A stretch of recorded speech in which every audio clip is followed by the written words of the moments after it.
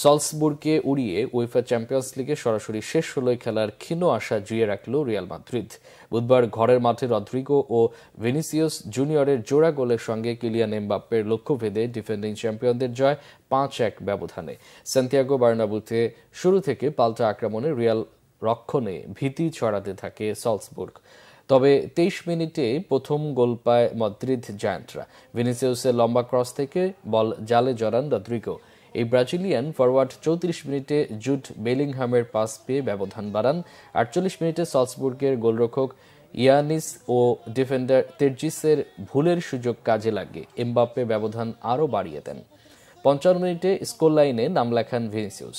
Luka মডরিচের pass ধরে বাঁ দিক থেকে বক্সে ঢুকে দুজনের বাধা এড়িয়ে গোলটি করেন ব্রাজিলিয়ান ফরওয়ার্ড।